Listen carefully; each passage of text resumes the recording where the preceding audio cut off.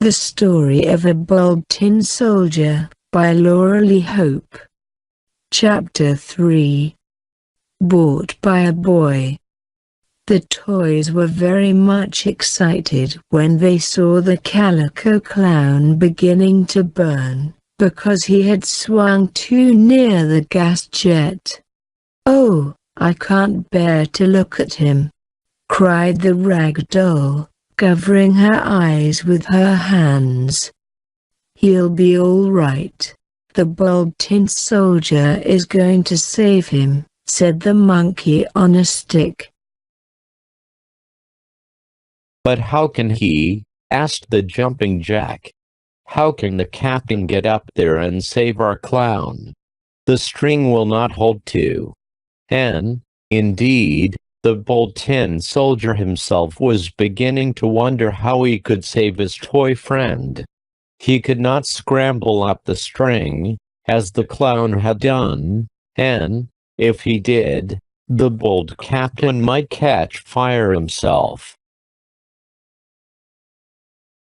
Of course a tin soldier will not burn as quickly as a clown with a suit of cloth, but the gas flame was very hot and dangerous. Come down, cried the rag doll. "Come down, Mr. Calico Clown." And that, you would have thought, would have been the easiest way for the comical chap to save himself, just to slide down the string to the counter. But something had happened. "I can't get down," the clown exclaimed. "The string is twisted around my leg and caught on one of my cymbals. I can't get loose to come down," and that is what had happened. "But still I will save him," cried the Bulb Tin Soldier. He looked around the toy counter and saw a sofa cushion that belonged to a large doll's parlor set. "Quick!" shouted the captain. "Put that cushion right under the clown who is dangling by the string. Then when he falls he will not hurt himself. Over with the cushion." "But he can't fall," said the Jack in the Box. "He's all tangled up in the string. He can't get loose." "I'll get him loose," declared the captain. "Some of you shove that soft cushion over under our clown."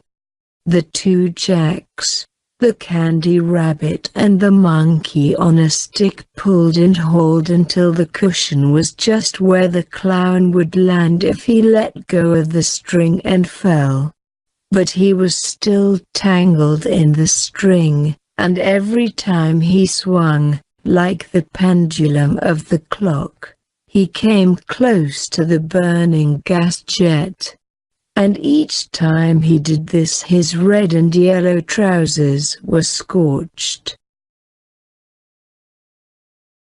"Oh, will no one save me?" cried the clown. "Yes, I will," shouted the Bulb Tin Soldier.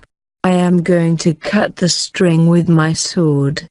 Then you will fall down, but you will not be hurt because you will fall on the sofa cushion. I'll cut the string with my shiny tin sword, and then you won't be burned." Near the string which dangled from the ceiling was a Japanese juggler with a long ladder, which he could climb, balancing a ball on the end of his nose. Just now the juggler was resting at the foot of the ladder that stood upright. The juggler did not speak English very well, and that is why he did not understand all that was going on. He had not said a word since the clown had climbed the string and had swung too near the blazing gas jet. "Will you allow me to use your ladder, Mr. Japanese Juggler?" called the Bulb Tin Soldier to the chap with the ball on the end of his nose. Without waiting for an answer, which she hardly expected, the captain sprang up the ladder, holding his sword ready. In an instant he stood near the swinging clown who waved to and fro on the string. Swish! Swash! That was the shiny tin sword sweeping through the air. The string was sliced in two pieces. The clown was cut loose, and down he fell on the soft sofa cushion, not being hurt at all. He was saved from burning. "Hooray! Hooray for our brave captain!" cried all the toys, clapping their hands, and the china cat clapped his paws, which were just the same as hands. "Are you all right?" asked the bulb tin soldier after he had climbed down the ladder and hurried over to where the clown was getting up off the sofa cushion. "Yes, thank you.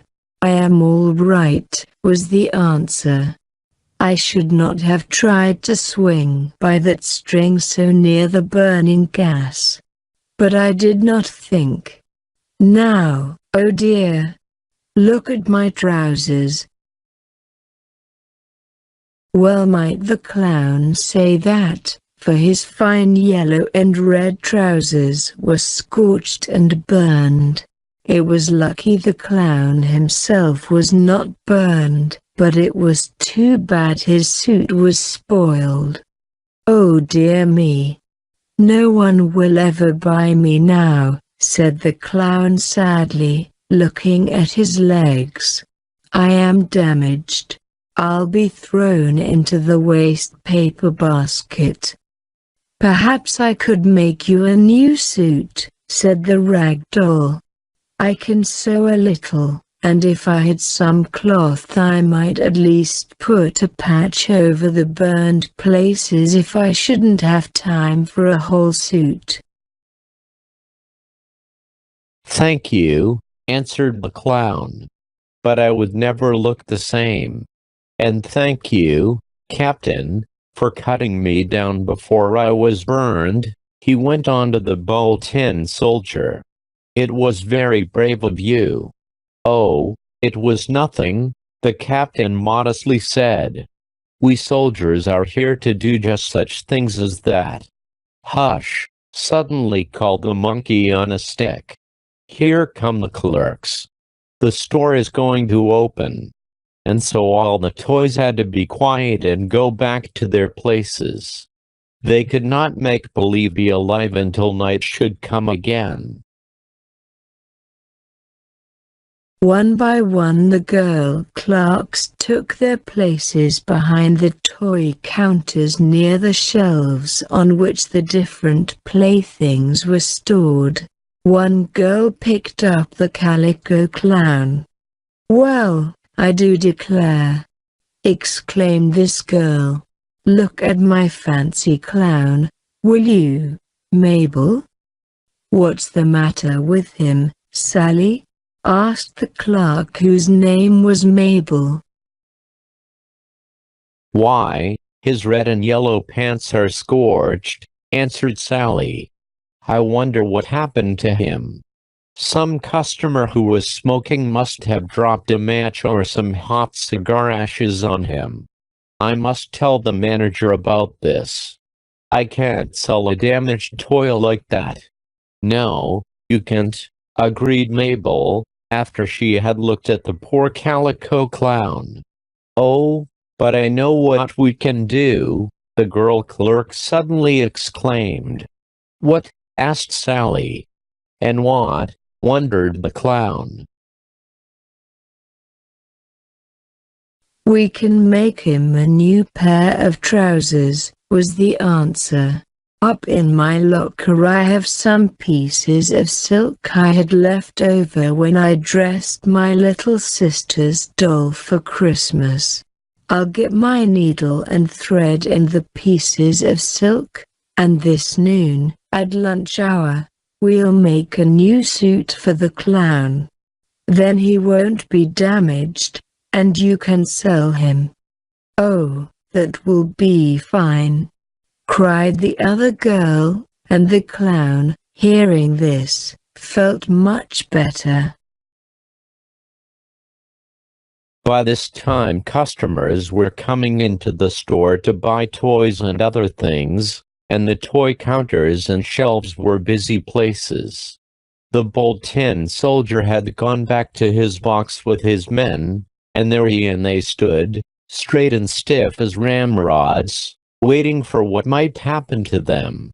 All the toys wished to talk about the brave rescue of the calico clown by the captain, but of course they had to keep still.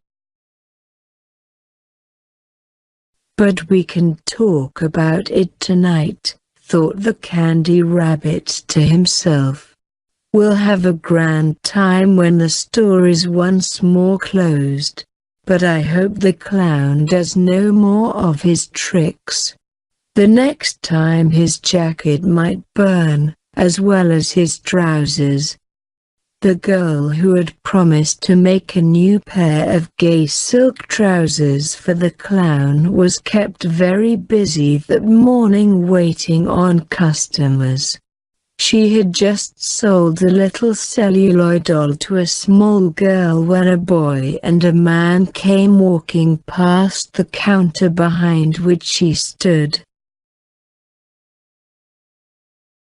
"There's what I want, right over there," said the boy, pointing. "What is it?" asked the man, who seemed to be his father.